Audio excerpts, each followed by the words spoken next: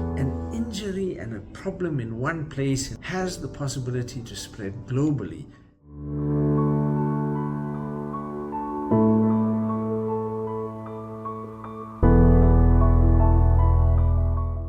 The implications are global in nature. It affects many developing countries, and they affect them in a way that at some points are even cruel.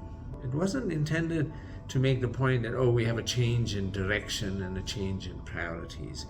It was about illustrating that it's our money, we decide, and you're it.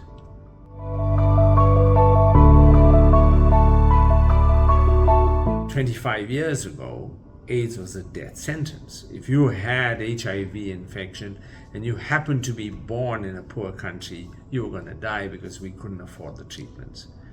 Today, we're able to make antiretrovirals available to the most remote village in Africa. PEPFAR is a major contributor to the Global AIDS program, and the Global AIDS response has depended on the Global Fund PEPFAR. This change that is occurring in terms of US global support for AIDS treatment, for AIDS programs, has huge repercussions. People are going to die.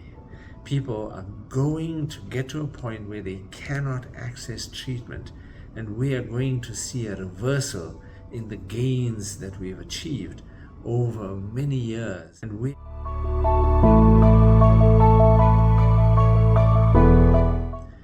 we're going to see in the termination of this kind of support to poor countries is an immediate challenge, which is people losing jobs, programs struggling, closing down.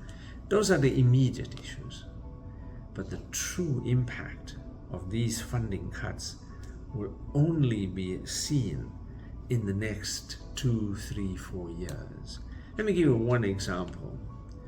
When AIDS treatment is difficult to access, and when patients stop taking their medication, what happens is that as they stop taking their medications, the virus itself is exposed to low levels of these drugs, and what happens is that the virus develops resistance.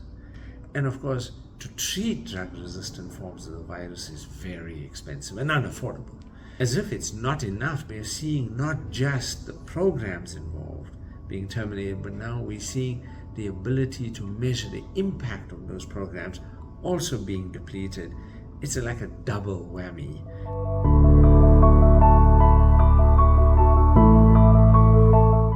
CAPRISA is one of Africa's leading AIDS research centers. We undertake research that has assisted the world in defining what's the best way to treat patients with TB and HIV. We expect that by the end of July, we will have no US government funding. Who's the biggest losers? It's in fact the US public, because they are losing out on the research that we are undertaking that would enable them to better respond to the HIV epidemic in the US. So we are all losers in this equation.